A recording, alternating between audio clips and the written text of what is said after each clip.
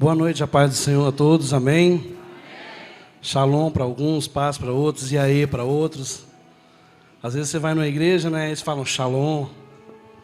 Em outras é paz e graça. Outra é paz do Senhor. Em outros lugares, e aí? Amém? Não importa, o que importa é que quem tem a paz, dá a paz, amém? Você tem paz? Então do seu jeito, dá a paz ao irmão que está ao teu lado.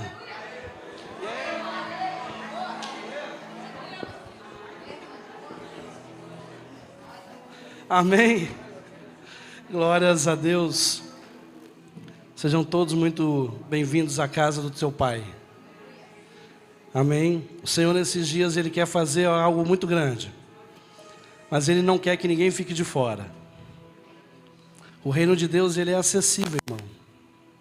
O reino de Deus, Ele é uma porta aberta. Está escrito que eis que coloco diante de ti uma porta aberta. Uma porta aberta. E quando você entra por essa porta, você encontra um caminho que leva para a vida eterna.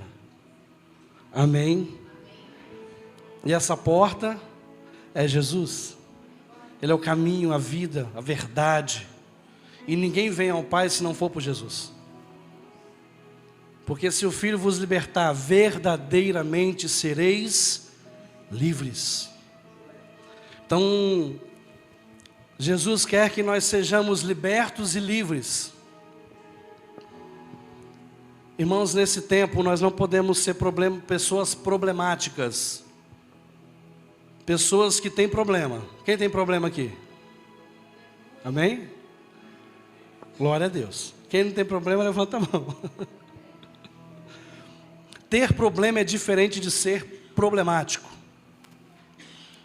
Porque quando nós somos problemáticos, o problema está aqui dentro. Mas quando nós temos problemas, os problemas estão aqui fora. Então, irmão, de repente tem muita coisa que está dentro de você que não era para estar. E isso está causando alguns descontroles emocionais, psicológicos, perda de sono, pressão alta, enfim. Porque não eram para estar dentro de você. Eram para estar aos pés do Senhor. Eram para estar cravados na cruz. Amém? O evangelho verdadeiro não é um evangelho sem dor, sem sofrimento. O evangelho verdadeiro é aquele que você, além de ter todos esses problemas, ele te faz mais do que vencedor. Porque está escrito assim: no mundo tereis aflições, mas tem de bom ânimo, porque eu venci aquilo que é maior do que as aflições. Jesus venceu o mundo. E Jesus falou: olha, se vocês crerem em mim, vocês farão essas obras de obras. Uau!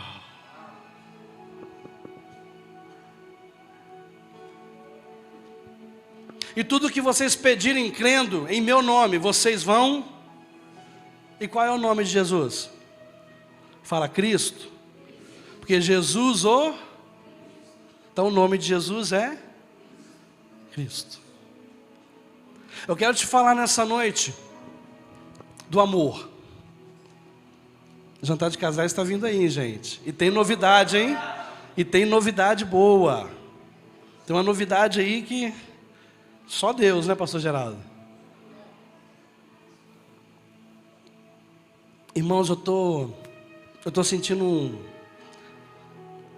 uma atmosfera muito palpável.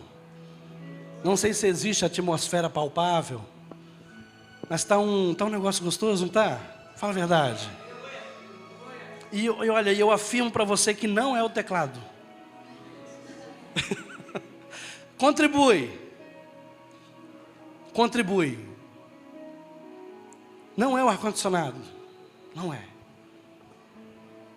Não é nada aqui, ó. É Ele. Apenas Ele. Apenas Ele. O Evangelho, ele não te dá uma pista de corrida sem obstáculos. O Evangelho verdadeiro, ele te dá força para você pular por cima.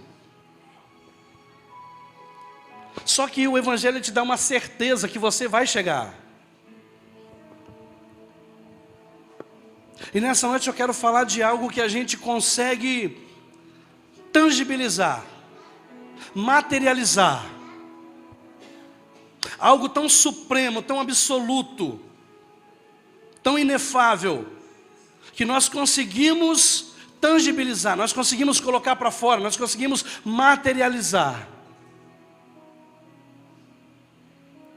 Eu quero falar sobre o amor de Deus, mas eu quero falar numa perspectiva totalmente do céu, não no nosso ponto de vista, não do jeito que nós olhamos, não do jeito que nós fazemos, não do jeito que nós expressamos, mas algo superior, algo que foge ao nosso entendimento humano, algo que foge à nossa alma, que é na esfera do Espírito, onde o Espírito ele é incorruptível, onde a alma ela pode enganar, ela pode demonstrar sentimentos e emoções que não são verdadeiros, mas esse amor que eu estou falando com você, ele é absoluto, fala absoluto.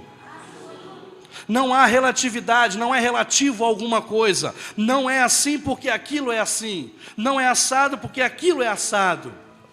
Não há uma causa, não há uma motivação, apenas é, apenas existe, apenas subsiste, apenas governa e domina sobre tudo e todas as coisas.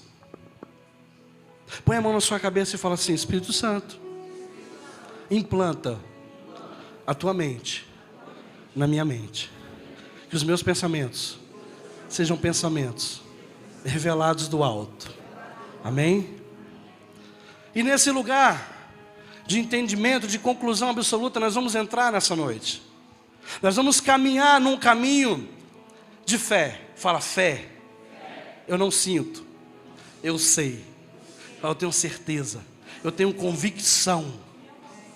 Fala fé sabe, ela não sente, a fé não acha, não pode ser, a fé sabe, porque a fé é o firme fundamento das coisas que você não mais espera, tem convicção, não é uma expectativa, porque a expectativa gera frustração.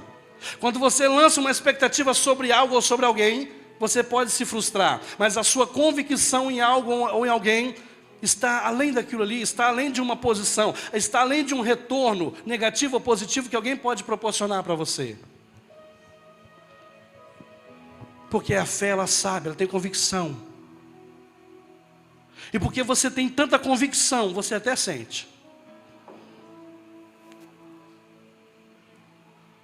Queremos caminhar hoje para um lugar chamado Coração de Deus. A Bíblia diz que João, ele encostava a sua cabeça no peito de Jesus.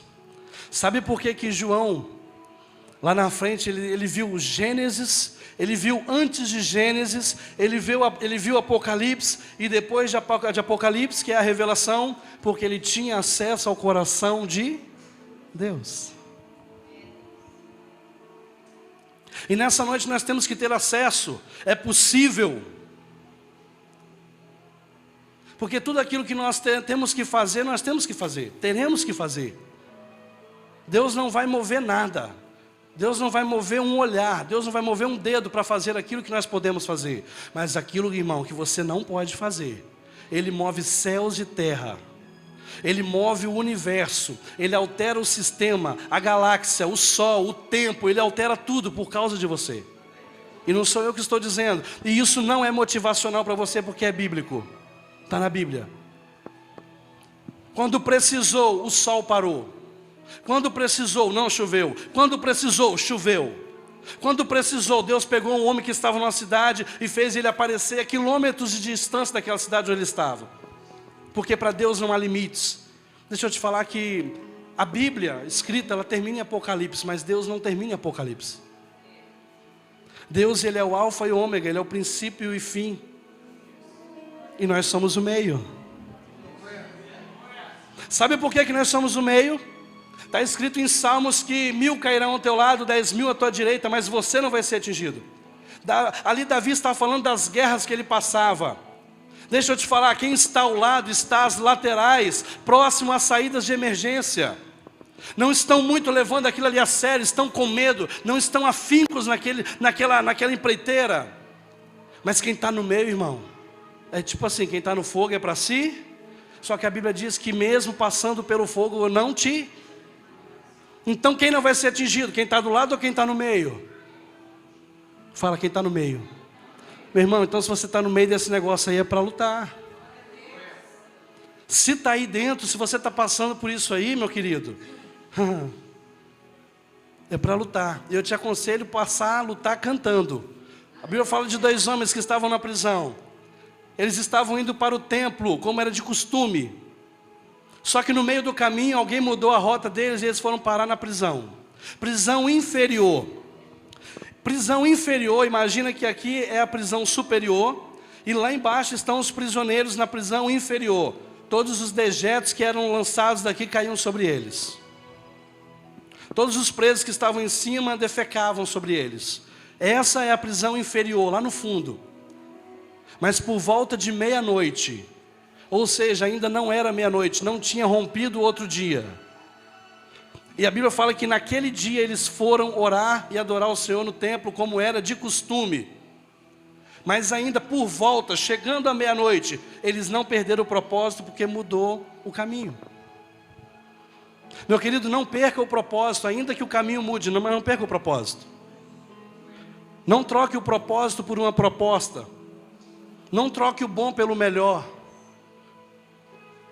Não troque o que é verdadeiro pelo falso. Não troque a eternidade por um momento. É possível, irmão, nós caminhamos nesse lugar. Não é ser super-homem, é ser homem. Jesus chegou para Pedro e falou: Pedro, se tu homem, seja homem. Irmãos, a maior luta de Jesus na terra foi ser homem, ser gente. Imagina aí agora você, eu falei isso no convívio dos homens, imagina você agora aí, Deus te fala assim: é o seguinte, eu vou te dar 5 minutos do meu poder. Imagina você agora aí com 5 minutos do poder de Deus. Quem você seria? Você continuaria sendo o Zé, a Maria? Ou sairia aí fazendo demonstração de poder e fazendo tudo? Curando todos e tudo, prosperando todo mundo e fazendo maravilhas e tudo? Ou nós lutaríamos para ser quem nós somos mesmo, cheio de todo o poder do universo? Deus não é uma pessoa que ele tem problema, ele precisa ficar manifestando poder. Deus não precisa ficar exibindo poder. Tudo que Deus quer é que a gente cumpra a sua vontade. Fala, vontade. E aí é difícil. Porque sabe quando nós cumprimos a vontade de Deus? Eu vou te falar um segredo que eu descobri.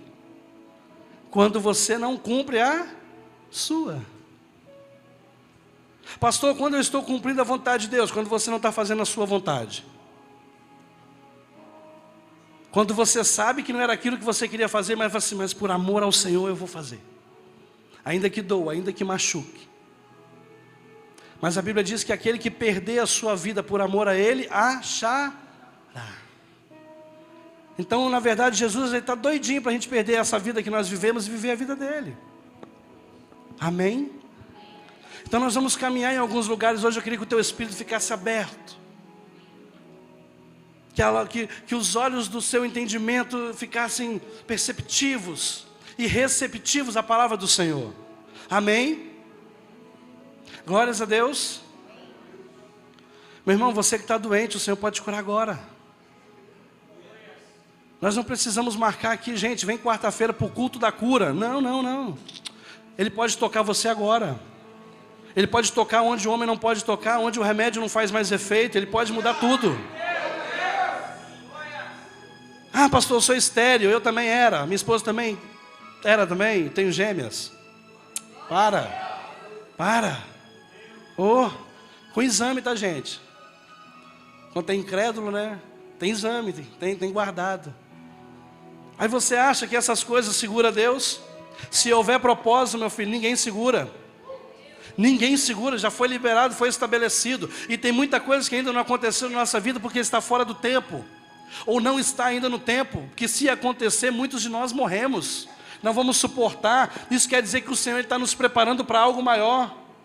Obrigado. Um pouco eu choro, né?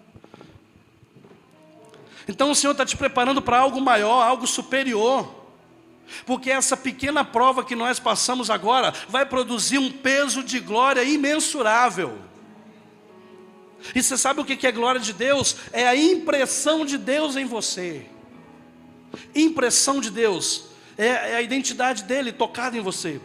Você sabia que quando alguém toca em você, fica a impressão digital daquela pessoa? Por isso que nem todo mundo pode colocar a mão na tua cabeça, querido, para orar por você. Não é questão de ser maior ou melhor, não é isso, é questão de identidade.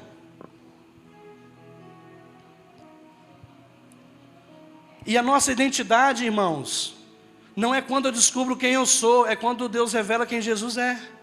Fala assim, identidade. Não é quando eu descubro quem eu sou, mas é quando o Pai me revela quem é Jesus. Lembra de Pedro? Jesus chama os discípulos e fala assim, o que o pessoal lá fora fala ao meu respeito? E eles falam, uns falam que tu és Elias, que tu és Messias, que tu és profeta. Aí Jesus vira a conversa e fala, e vocês, o que vocês pensam sobre mim? Aí Pedro olha para Jesus assim, o Espírito Santo, o Espírito Santo vem e sopra no ouvido dele. Querido, quantas vezes o Senhor está falando com você na tua casa, você não percebeu ainda? Quantas vezes o Senhor está falando com você algo que você acha que é coisa da tua cabeça? Quantas vezes o Senhor está sussurrando, o Espírito Santo está falando com você? Não pode ser Deus. Ei, Deus quando quer falar com o homem, querido, ninguém segura. Ele vem e fala.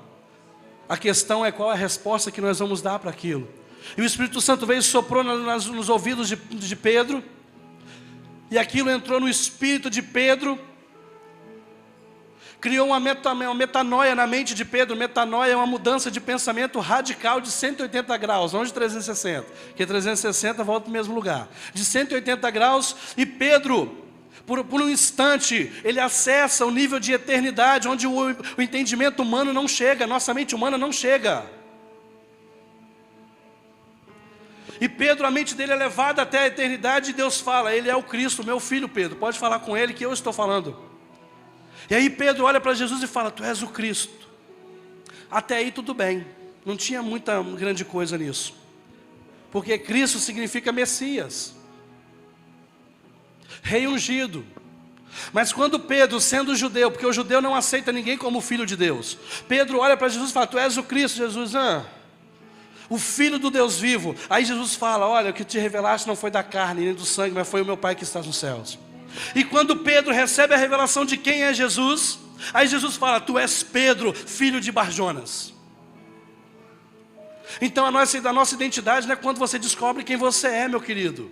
É quando você descobre quem Jesus é. A nossa identidade está nele, façamos o homem a nossa imagem e semelhança.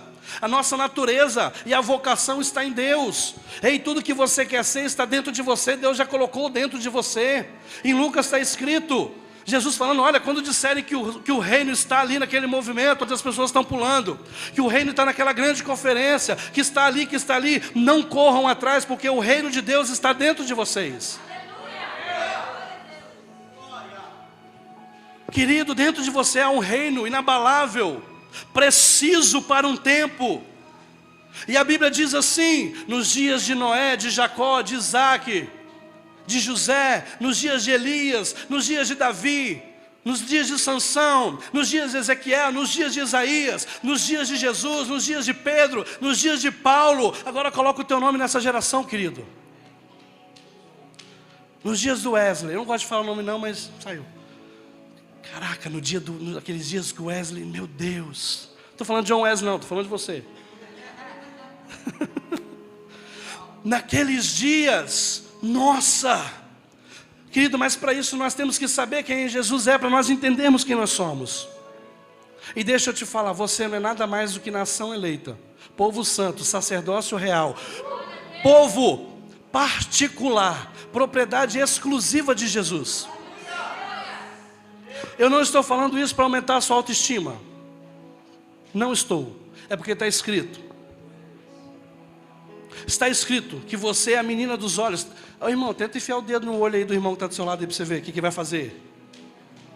No mínimo, menina dos olhos, ninguém toca. Pastor, então por que eu estou sendo tocado? Porque você não está nos olhos de Deus.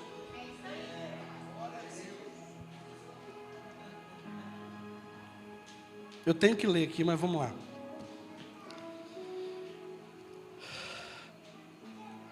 Deixa eu te falar só uma coisa para você. Olha só. A Bíblia diz que nós somos formados do pó da terra, amém? Todo mundo acredita assim?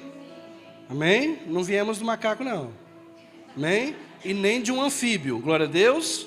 E nem de uma matéria ineculável, glória a Deus. Viemos à imagem e semelhança do nosso Deus. Nós éramos uma matéria, nós éramos pó, um boneco de barro. Aí Deus, Ele dá aquela fungada, Ele respira todo o seu poder, toda a sua autoridade, toda a longitude dEle, onde Ele alcança o infinito, a eternidade. E sabe o que Ele faz? Vai nas suas narinas e sopra. Isso quer dizer que dentro de você tem a essência, o DNA de Deus, querido.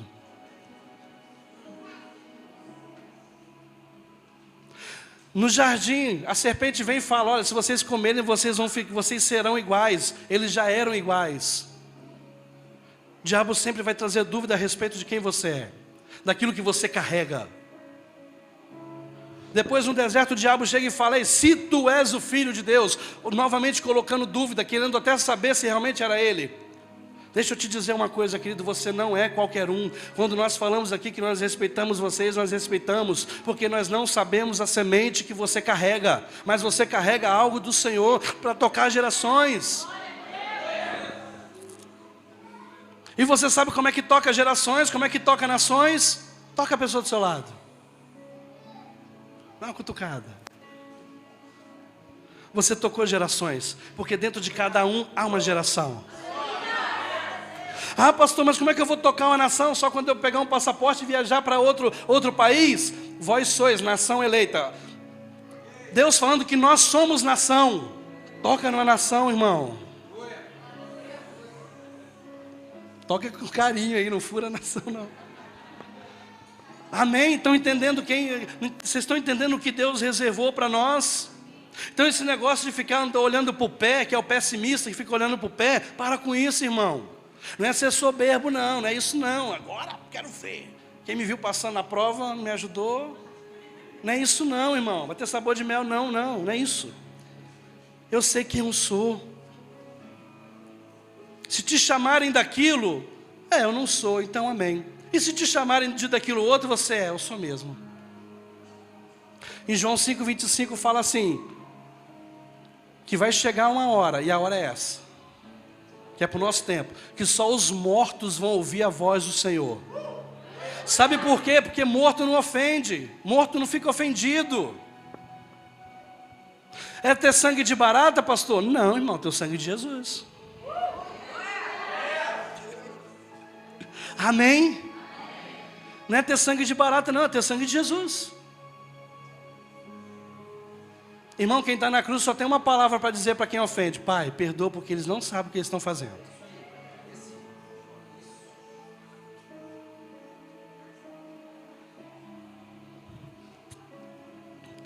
Lucas 15.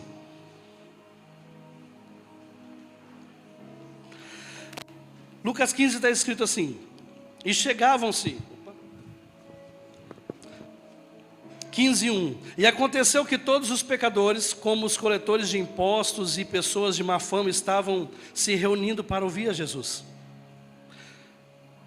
Entretanto, os fariseus e os mestres da lei os censuravam, murmurando: este saúda e se mistura a pessoas desqualificadas e ainda partilha do pão com elas. Foi então que Jesus lhe propôs uma seguinte parábola: qual dentre vós é homem que, possuindo 100 ovelhas e perdendo uma delas, não deixa no campo as 99 e vai em busca da que se extraviou até que a encontre? E assim que a encontra, coloca-o por sobre os ombros, cheios de júbilo, e ruma para casa. Ao chegar, reúne seus amigos e vizinhos e anuncia: Alegrai-vos comigo, pois hoje encontrei minha ovelha perdida. Eu vos afirmo que da mesma maneira haverá muito mais alegria no céu por um pecador que se arrepende do que por 99 justos que não carecem de arrependimento.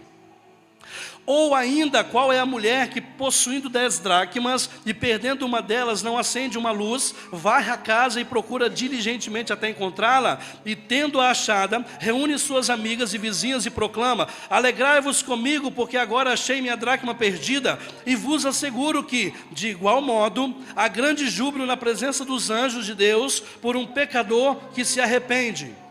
E Jesus continuou: um homem tinha 2 filhos, o mais novo reivindicou do seu pai: pai, dá-me a parte da herança a que tenho direito. E consentindo, o pai repartiu sua propriedade entre eles.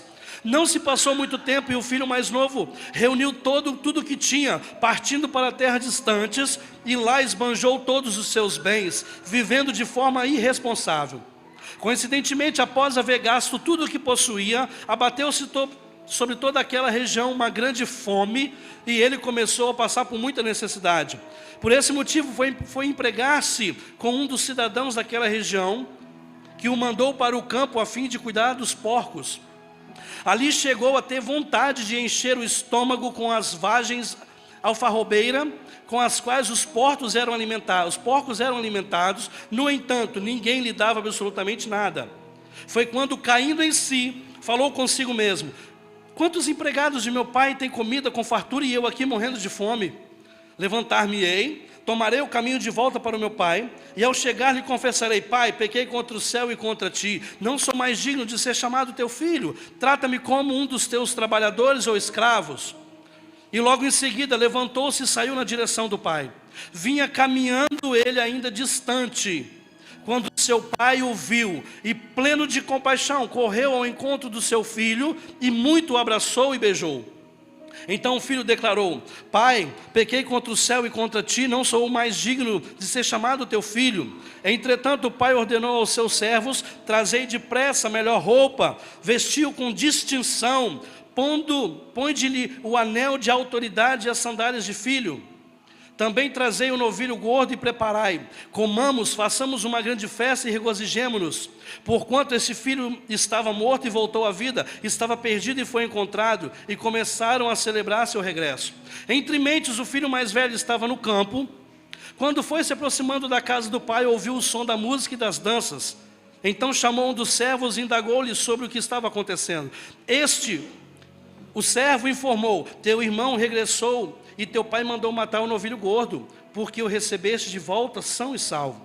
Mas o filho mais velho encheu-se de ira e negou-se a entrar. Então o pai saiu e insistiu com ele. Porém ele replicou ao pai: há tantos anos tenho trabalhado como um escravo para ti, sem nunca ter desobedecido a uma só ordem tua. Contudo, tu nunca me ofereceste nem ao menos um cabrito para que eu pudesse festejar com os meus amigos. No entanto, chegando em casa esse teu filho, que pôs fora os teus bens com prostitutas, tu ordenaste matar o novilho gordo para ele. Então o pai lhe informou: meu filho, tu sempre está comigo, tudo que possuo é igualmente teu. Porém nós tínhamos que celebrar muito a volta deste teu irmão e regozijarmos-nos, porque ele estava morto e reviveu, estava sem esperança e foi salvo. Amém? Está tonto agora. Queridos, Jesus ele estava numa casa comendo com pecadores. Jesus ele estava numa casa, provavelmente sentado a uma mesa, partindo pão, porque ele estava falando, os fariseus falaram, e ele ainda parte o pão com eles. Então lá dentro estavam os pecadores, os publicanos, os coletores de impostos, os corruptos da época. E Jesus comendo com eles. Eu imagino que quando Jesus olhou para a porta, vieram os fariseus e escribas, os religiosos. Irmãos, nós vamos caminhar numa outra ótica hoje, tá? Numa perspectiva celestial, amém? E Jesus olha, e os fariseus e os escribas, eles estavam vindo, pessoas da sinagoga, de oração, de jejum, que conheciam a Torá, que conheciam as Escrituras. Até então ainda o Velho Testamento, eu não gosto de chamar Velho Testamento, mas até Malaquias, eles conheciam de Gênesis a Malaquias. E Jesus olha para eles, e eles falam: olha só quem é esse cara. Vou contar uma história para vocês, para os fariseus e os publicanos. Jesus, ele tira o olhar ali daqueles que estão comendo com ele, os desqualificados, ele olha para os fariseus e escribas e fala: deixa eu propor uma parábola para vocês. E Jesus fala: olha, qual é o homem entre vocês que tem 100 ovelhas e se perder uma, você não deixa as 99 bem guardadas e vai atrás daquela que se perdeu?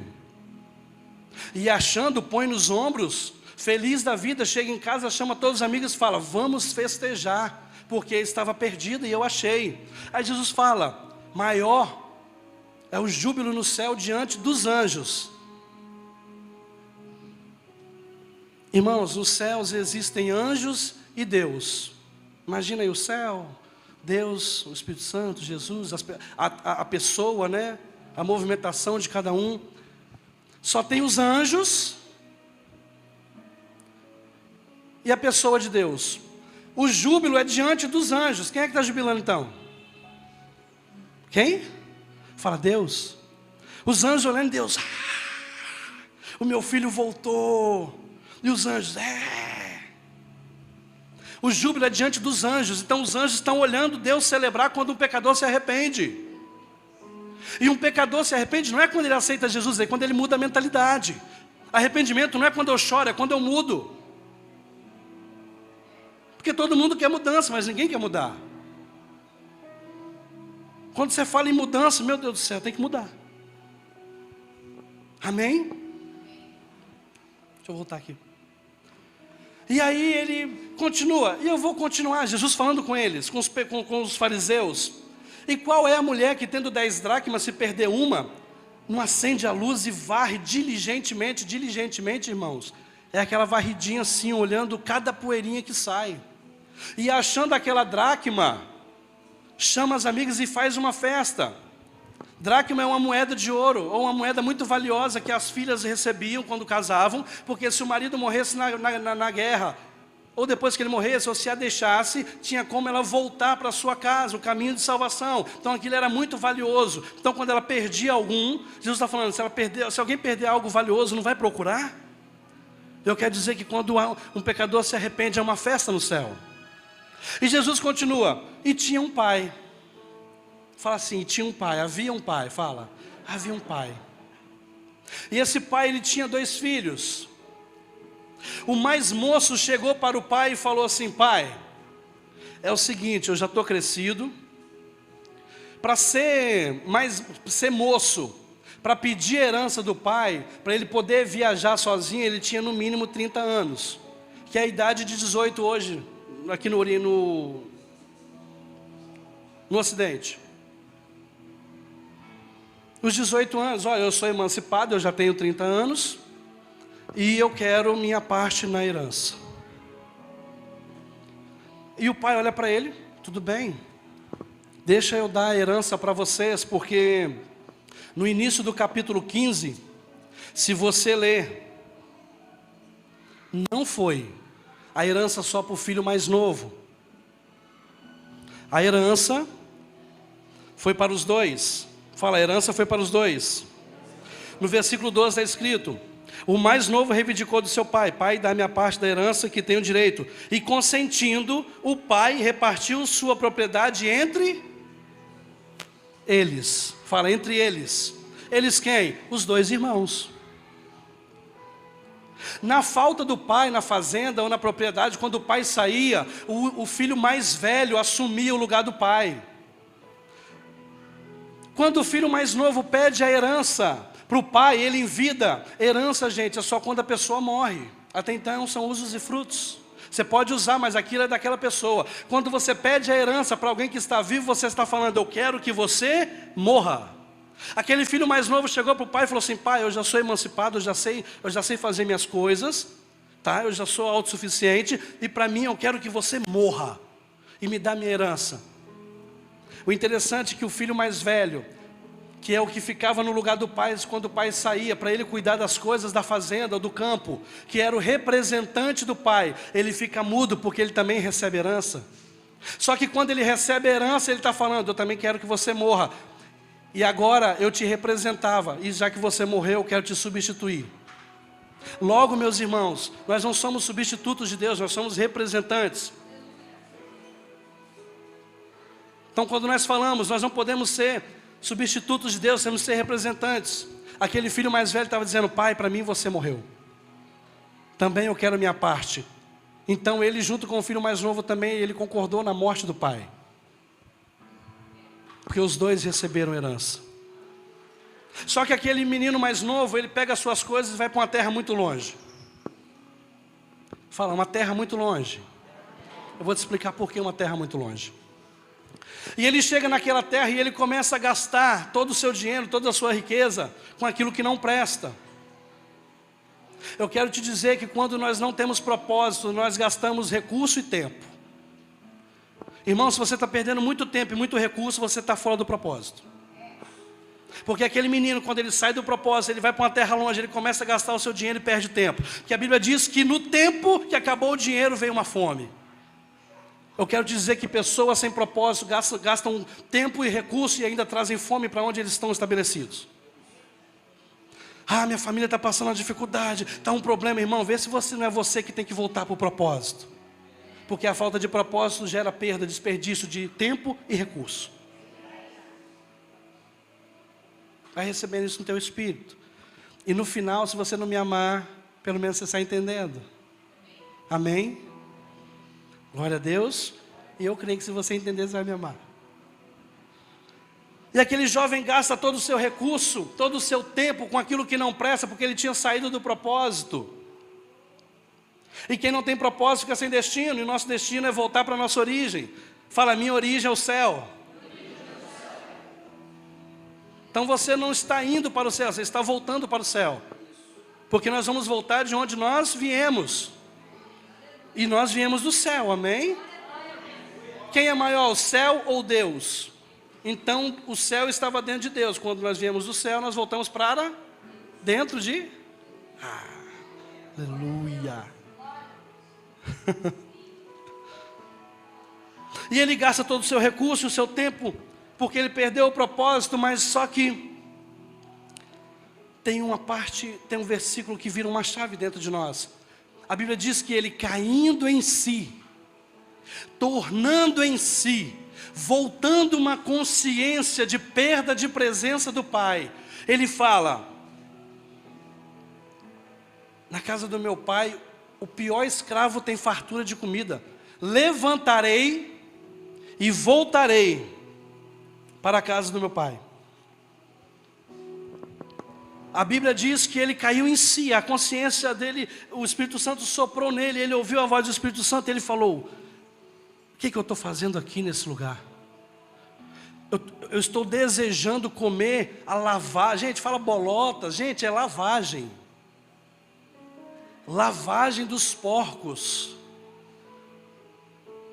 Jesus contando essa história para os judeus, quando falou assim, e ele foi cuidar de porcos, isso aí, eu não sei se eles rasgaram as roupas, porque tocar no porco é imundo, não podia comer o porco, é imundo.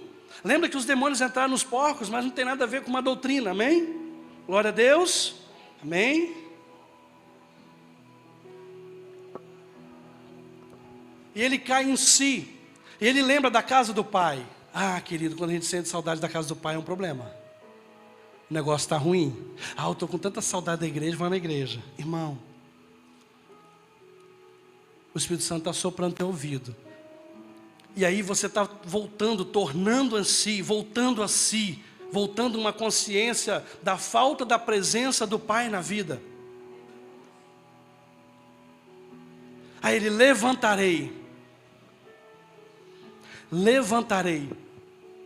e voltarei para a casa do meu pai. E ele até ensaiou um discurso, eu vou falar assim quando eu chegar lá: Pai, pequei contra o céu, pequei contra ti, eu não sou digno de ser chamado seu filho, mas me faz aí como um servo seu, já está bom. Ele ensaia isso, irmãos. Lá em Ezequiel, a Bíblia diz que o Espírito Santo, o Espírito do Senhor fala com Ezequiel: Ezequiel, põe-te em pé que eu falarei contigo. Isso quer dizer que Deus não fala com homens caídos, com mulheres caídas. Eu estou prostrado. Tem muita gente caída pensando que está prostrado aos pés do Senhor, mas não foi uma opção de estar prostrado. Na verdade foi uma situação que colocou ali e está aproveitando para dizer que está prostrado aos pés. Mas não, está caído. Eu estou prostrado aos pés do Senhor. Mentira, está caído por causa de uma situação. Está prostrado, caído aos pés do Senhor não foi uma opção. Eu vou prostrar aos pés do Senhor como aquela mulher que quebrou o vaso.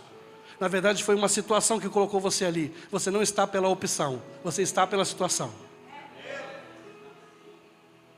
E nesse momento, querido, ele fala: eu vou me levantar. Em Ezequiel, Deus fala: Ezequiel, levanta-te, põe de pé que eu falarei contigo. Ou seja, Deus fala com homens que estão de pé, mulheres que se levantam, que estão dispostos a se levantarem e ficar de pé. Porque Ele é Rei de reis e Senhor dos senhores. Ele não é rei de pessoas caídas. Só que no capítulo 2 fala assim: e quando ele falava comigo, o Espírito de Deus se apoderou de mim e me levantou. Ezequiel fala que ele se colocou de pé e Deus falou com ele. Mas quando a palavra do Senhor estava falando com ele, enquanto ele estava de pé,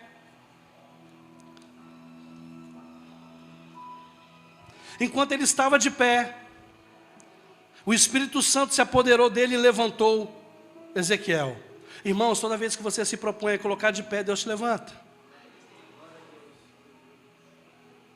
Você não entendeu? Quando você se põe de pé, o Espírito Santo te levanta. Porque levantar é diferente de se colocar de pé. Se colocar de pé é a nossa força, mas levantar é só Deus que levanta. Porque é eu que levanto e sou eu que abato.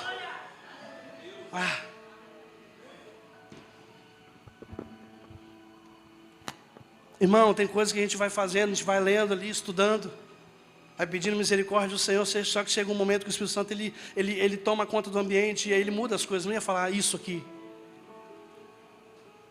Eu fui ver se tinha isso aqui. Não está, eu li Ezequiel e agora eu falei. Sabe isso quer dizer? Que o Espírito Santo está interessado em tocar pessoas aqui.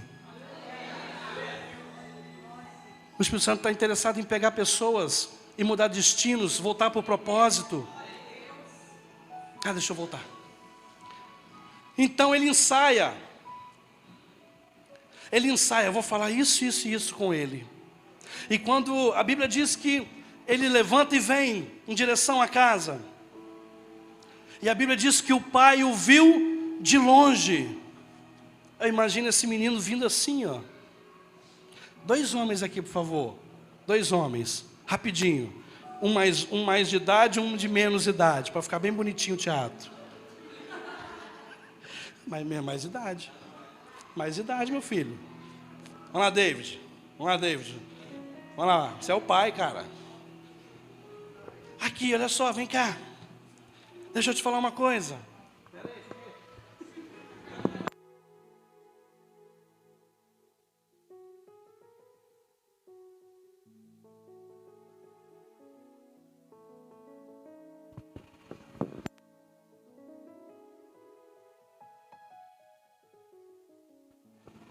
Falei que o Espírito Santo está mudando? A Bíblia diz que o pai olhou de longe. E o filho estava caminhando em direção ao pai. Só que o pai, quando viu o filho, ele correu para abraçar o filho.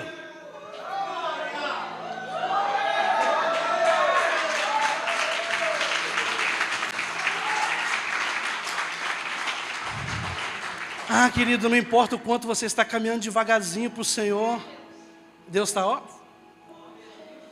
Você está ali devagarzinho, cheio de vergonha. Eu pequei, sou digno.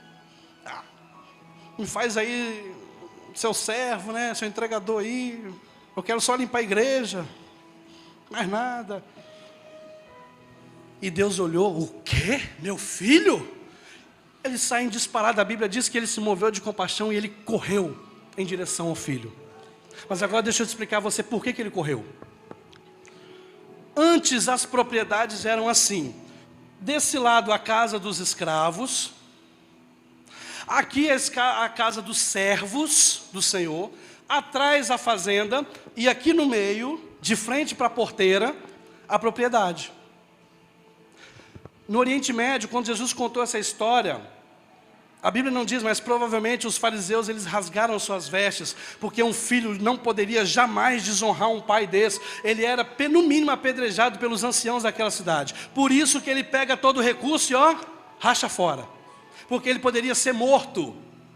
Então, gente, no final do capítulo você vê o irmão ali revoltado, porque ele voltou. Vamos falar disso rapidinho. E a Bíblia diz que quando o pai, ele vê o filho, ele sai correndo, sabe por quê? Porque se os escravos, ou se os servos, vissem aquele menino voltando, eles iam apedrejar o menino. Então o pai sai correndo, e correr para um ancião, no Oriente Médio, é desonroso, é feio, não pode correr, porque é sinal que está perdendo tempo, que está perdendo dinheiro, que não é ninguém. Quem corria atrás das carruagens eram os pobres, os mendigos, os leprosos. Então uma pessoa de bem, um senhor que tinha propriedade não podia correr. Então ele sai correndo, sabe por quê? Porque se alguém tacasse pedra naquele menino, ia pegar nele, não ia pegar no filho.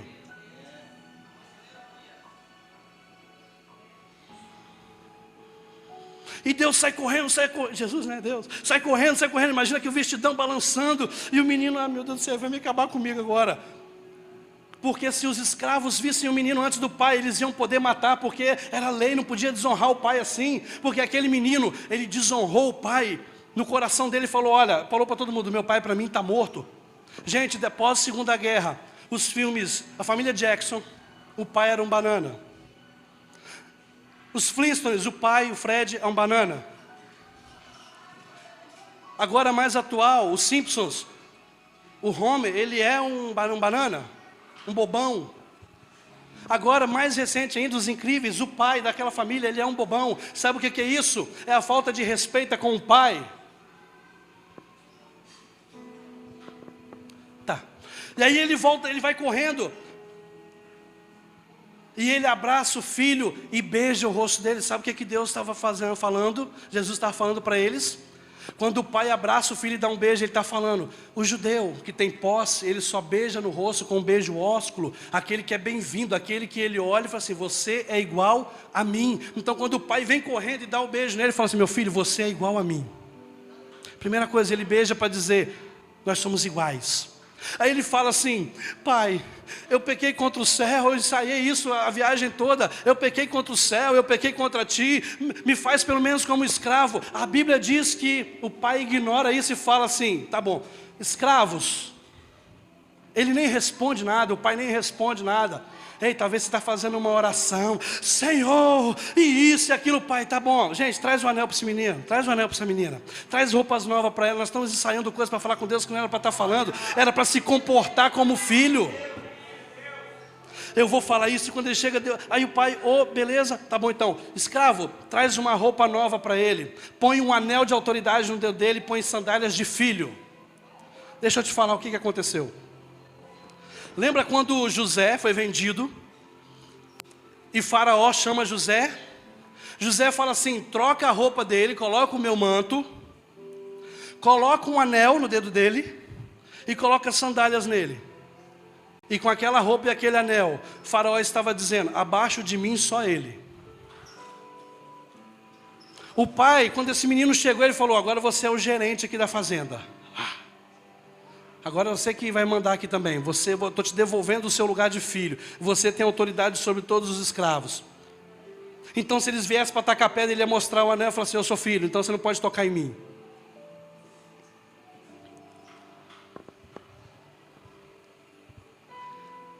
Querido, e aí o filho mais velho vai chegando e ele escuta as músicas, ele escuta as pessoas festejando.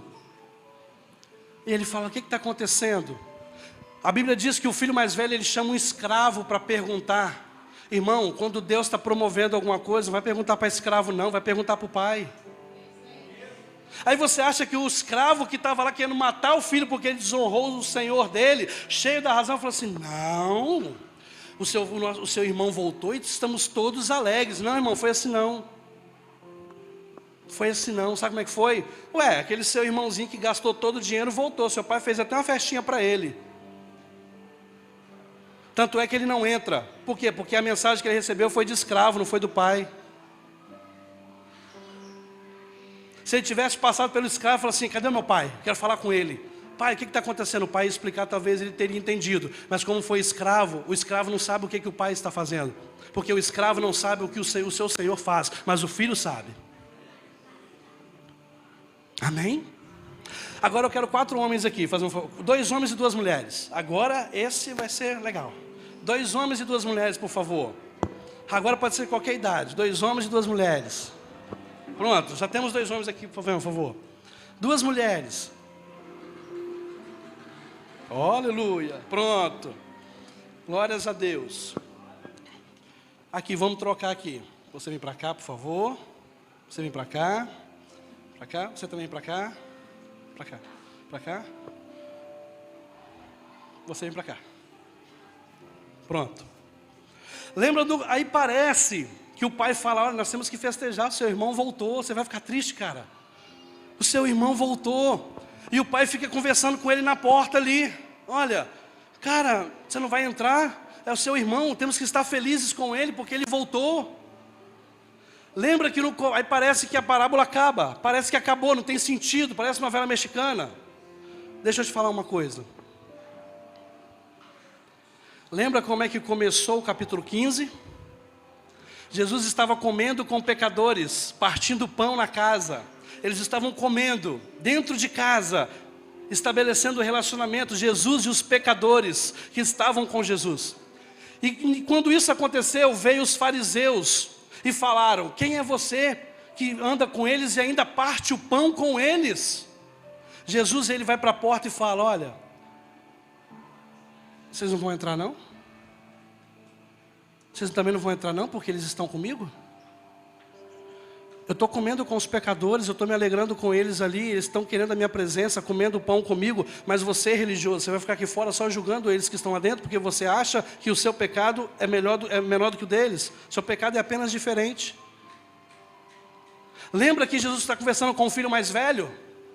Olha, ele voltou, filho, nós temos que celebrar, vamos entrar. E ele falando, pai, quanto tempo eu estou aqui trabalhando para você como fala, escravo. Nós temos 2 formas de pensar e milhares de raciocinar. Ou nós vamos pensar como livres, ou nós vamos pensar como escravos. Raciocinar é diferente de pensar. Ou nós vamos ter um pensamento de pessoas livres, ou nós vamos ter pensamento de pessoas escravas.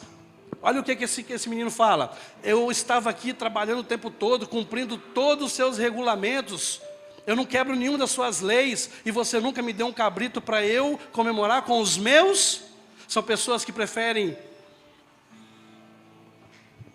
celebrar em qualquer lugar, menos com o pai. E ainda pede cabrito, está brigando por cabrito.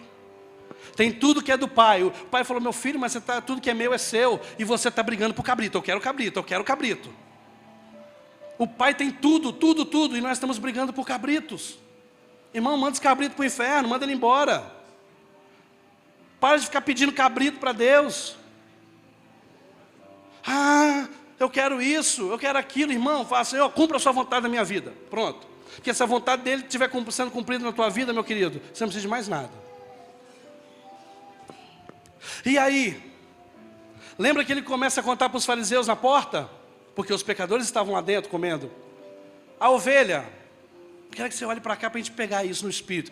A ovelha, ela se perdeu no deserto. Ovelha sabe que está perdida? Sabe. A ovelha, ela sabe que está perdida, mas ela não sabe o caminho para voltar. Tanto é que o pastor tem que ir procurar a ovelha. Ele vai, procura e traz ela, porque ela não sabe o caminho. Então a ovelha, ela sabe que está perdida, mas não sabe como voltar. A dracma, a mulher perde a dracma. Dracma, uma moeda, ela sabe que está perdida? Fala, não. É um objeto, ela não sabe que está perdida. Ela não sabe que está perdida, mas está perdida dentro de casa. O filho mais novo, ele sabe que está perdido? Esse sabe que está perdido, mas está fora de... E o filho mais velho, ele sabe que está perdido? Não, mas ele não sabe que está perdido, mas está perdido dentro de... Aqui está a ovelha que sabe que está perdida, mas não sabe como voltar. O irmão mais velho não sabe que está perdido. Obrigado. Aqui está a dracma. Não sabe que está perdida dentro de casa. O filho mais velho. Pode ir. Esse filho está perdido dentro de casa, mas ele não sabe. Esse saiu para se perder, mas ele sabe que está perdido e sabe voltar. O que está perdido dentro de casa e não sabe, sempre vai criticar o filho que se perdeu, mas voltou. Sabe por quê? Porque a herança foi dividida por os dois. E quando esse menino aqui volta para casa, ele tem que dividir a herança dele de novo. Ou seja, senta aqui do meu lado e come o pão que era só meu. Obrigado. Então, irmãos, quem nós somos?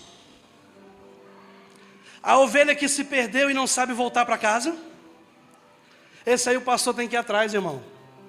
Esse aí é encargo da igreja, isso aí é responsabilidade da igreja. O irmão está perdidão lá, nós temos que ir lá no pé dele, chorar com ele, abraçar ele com mais força um pouquinho. Porque ele não sabe, não tem força para voltar. É a ovelha que está perdida, mas não sabe voltar para casa. A dracma, ela não sabe que está perdida, mas ela está perdida dentro de... Nós temos que olhar para nós e limpar o nosso interior para que a dracma apareça. Às vezes nós temos que diminuir um pouquinho para ver o irmão que está ali. Está ali o irmão, perdido dentro de casa. Aí nós temos que acender uma luz e começar a mudar as coisas de lugar. E falar, irmão, vem aqui comigo. O filho mais novo, ele saiu, se perdeu, sabia que estava perdido, mas sabia o caminho de voltar. Esse o pai não vai atrás. Ah, que injusto. O pai não foi atrás, o pai ficou na janela. Porque ele sabia que o filho ia voltar. E quando ele voltasse, ele não seria um escravo, ele seria filho. E também, irmãos, quem nós somos? Será que nós não somos o irmão mais velho, que está perdido dentro de casa, mas ainda não sabe? E quando aquele que estava perdido volta, nós apontamos o dedo para ele? A parábola, ela se termina no começo, Jesus falando com os fariseus, vocês vão entrar ou vão ficar aí fora? Porque eu estou comendo com os arrependidos, mas são pecadores. E vocês vão ficar aí do lado de fora só me julgando porque eu estou com eles? O pai fala assim, filho, nós temos que celebrar porque ele estava morto, agora vive, estava perdido e foi achado. Jesus estava falando para os fariseus, ei, eles estão sendo achados por mim, vocês não vão entrar para celebrar comigo? Quem nós somos, irmãos? A ovelha, pastor, eu não sei como voltar para a oração, eu não sei como voltar para o jejum, eu não sei como voltar para os caminhos do Senhor. Irmão, é o seu lugar, está aqui, vem aqui. O caminho é daí da sua cadeira até aqui. Pastor, eu sou a dracma, eu estou perdidinho, nem sei se eu estou perdido, não sei quem eu sou, para onde eu sou, não sei, só sei que é assim. Irmão, a luz chegou no seu entendimento. Quando a luz chega, a casa é varrida e a dracma aparece. E a dracma não é qualquer coisa, ela tem valor de salvação. Ou nós somos o filho que quis se perder, saiu, se perdeu, mas sabe o caminho de volta. Esse aí, nenhuma palavra vai te tocar, só o Espírito Santo que vai soprar no teu ouvido e falar, olha, ei, acorda. Acorda, você está perdendo recurso e você está perdendo propósito. Sai daí, sai dessa situação de querer comer lavagem. Ei, meu irmão, de repente a tua vida espiritual está apontando, está desejando comer lavagem de porcos. Sai desse lugar, sai desse ambiente. Na casa do teu pai há pão. E quando você volta, ele põe um anel no teu dedo. Ele põe uma roupa nova, ele põe sandálias de filho para você caminhar mais. Ou nós somos o irmão mais velho, que não sabe que se perdeu, só descobre que se perdeu quando o irmão arrependido volta. Sabe por quê? Porque ele não entra para celebrar com o irmão que estava morto, mas viveu, que estava perdido e foi achado. Fique de pé um pouquinho.